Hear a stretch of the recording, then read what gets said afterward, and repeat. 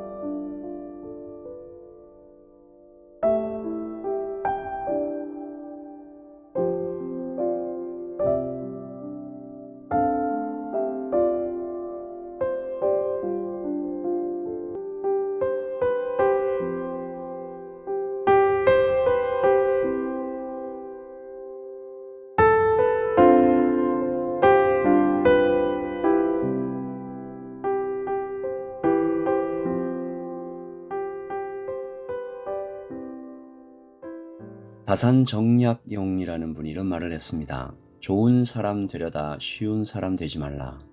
당당한 기상이 있어야 된다. 오늘 사도가 좀 비슷한 맥락으로 말을 하는 것 같아요. 8절 이 말이 mit보도다. 원하건대 너는 이 여러 것에 대하여 굳세게 말하라. 이는 하나님을 믿는 사람들로 하여금 조심하여 선한 일을 힘쓰게 하려 함이라. 이것은 아름다우며 사람들에게 유익하니라. 아멘. 너는 이 여러 것에 대해서 굳세게 말하라. 복음에 대해서 얘기하는 거죠. 그리고 1장부터 3장까지 계속되어 왔던 교회를 세워가는 이런 일들, 확신을 가지고 당당하게 말하라는 것입니다. 다시 말해서 교회에 분명한 영적 질서가 있어야 되고 그 영적 질서를 세우는 책임은 지도자에게 있다는 것입니다. 이 영적 권위를 세워가는 첫 번째 방법은 지도자가 먼저 복음의 확신을 가지고 있어야 되는 것이죠. 머리로만 아는 것이 아니라 복음이 모든 것을 변화시킨다는, 복음이 모든 것과 연결되어 있고 복음이 모든 것에 효력이 있다는 강력한 확신이 경험적으로 쌓여가야 됩니다. 그래야 굳세게 말할 수가 있죠. 이 복음이 당신을 살립니다. 이 복음이 당신에게 가장 유익합니다. 이 복음이 이 땅을 새롭게 할 것입니다. 라고 단단한 확신으로 말하게 되는 것이죠.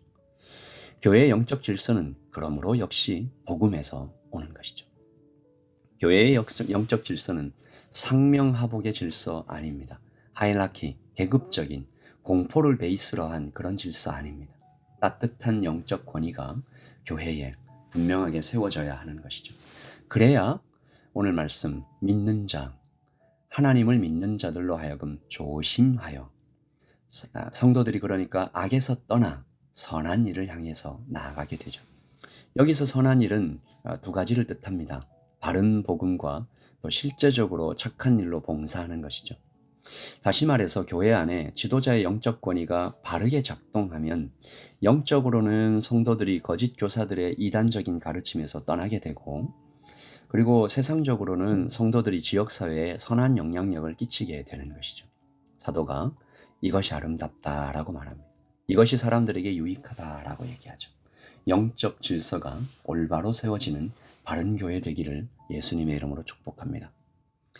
사도가 이 영적 질서에 얘기한 다음에 바로 덧붙이는 이야기는 본질과 비본질을 구별하라는 것입니다. 영적 질서를 세우다가 이런 또 오류에 빠지지 말란 얘기인데요. 9절입니다. 그러나 어리석은 변론과 족보 이야기와 분쟁과 율법에 대한 다툼은 피하라. 이것은 무익한 것이요 헛된 것이다. 어리석은 변론, 족보 이야기 이런 것들은 뭘까요? 다양한 것이 있겠지만 대체로 이것은 복음 그 자체의 본질이 아니라 종교적인 것들이죠. 예를 들면 이런 것입니다.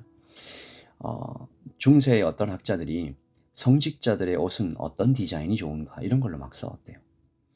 또 심지어 어떤 학자들은 바늘 끝에 천사가 몇이나 올라설 수 있는가 이런 걸로 열띤 토론을 했다고 하네요. 쓸모없는 것이죠. 특별히 여기서 족보 이야기라고 한 것은 역사적인 배경이 있습니다. 유대인들이 가상 족보를 만들었어요. 성경에 기록되지 않은 아브라함 제사장들의 가상 족보를 만들어서 나에게 이렇게 내려왔다. 그러니까 나는 선택받은 백성이다 라고 주장한 거죠.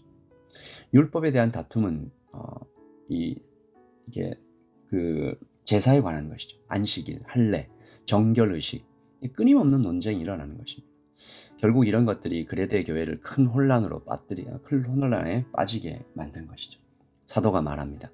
본질과 비본질 구별해라. 이런 헛된 다툼을 피하라. 영적 지도자들이 성도들에게 굳세게 말해야 할 건 이런 것들이 아니다.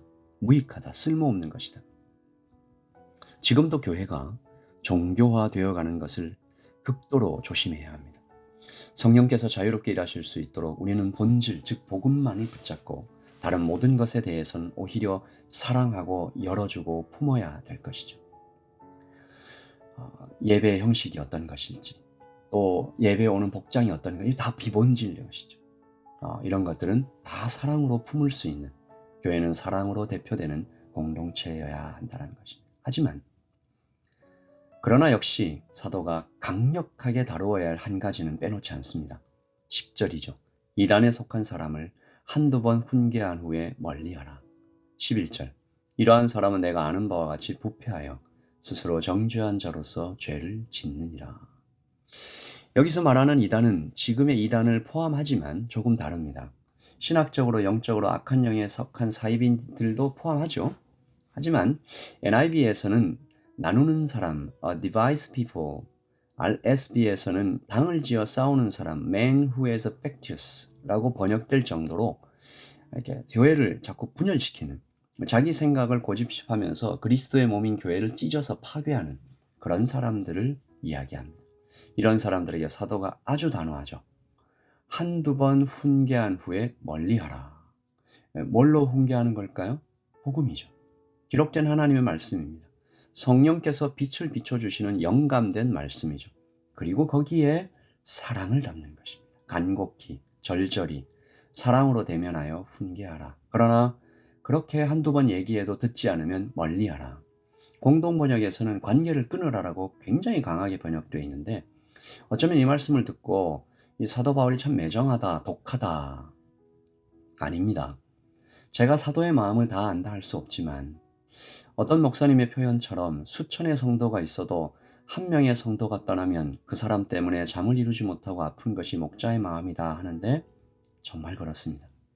한 마리 양을 위해 99마리의 양을 찾아 떠나는 예수님의 마음이 사도에게도 부어졌으니 지금 사도는 눈물로 이 말을 하고 있는 것이죠. 아프지만 매를 드는 부모의 마음으로 사도는 그에게 훈계하라. 죽으라고 때리는 것이 아니죠.